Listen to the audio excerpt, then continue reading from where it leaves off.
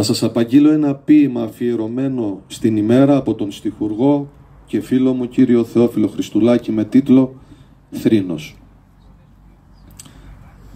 Μια ιστορία θα σας πω, που την κατένε λίγη, μα εγίνη και σφιχτή θελιά και το λαιμό μου πνίγει.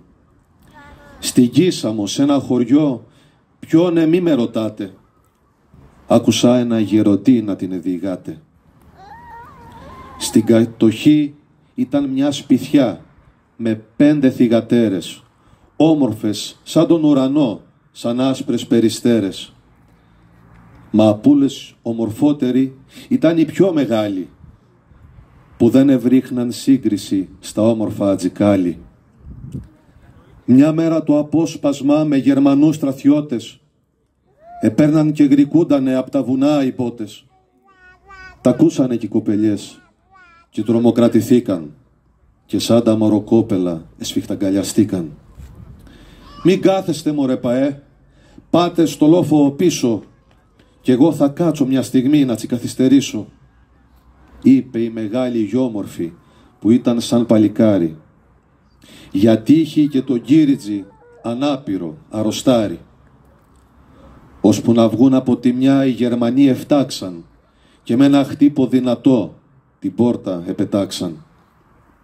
Θωρούν το γέρο ανάπηρο και αμοναχή την κόρη και τον επίκανε στο νου χίλιοι κακίδια όλοι.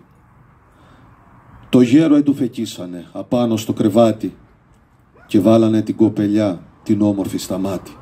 «Δε θέλω ίντα εγίνηκε ούτε στο νου να βάλω και γιάντα επέτρεψε ο Θεός έτσι κακό μεγάλο». Μα λένε από κι κι ύστερα η όμορφη εχάθη απάνω στις βουνοκορφές και στον κρεμνό τα βάθη. Μόνο τη νύχτα έβγαινε, τη νύχτα επορπάθιε κι είπανε πως την είδανε και ένα σταυρό εκράθιε. Όρκο ακόμη παίρνουνε, πως κλάματα γρικούνται όσοι σημώσουν στην κορφή και κάτσουν και αφρουκούνται. Άλλοι είπανε πως άγιασε κι άλλοι ότι σφαντάσει, μα νύχτα δεν περνά κι ανής που να μην τον εγνιάσει. Ανάθεμα τσιέτιους και τσιεγκληματίες που δεν υπάρχει ένα χωριό με δίχως ιστορίες.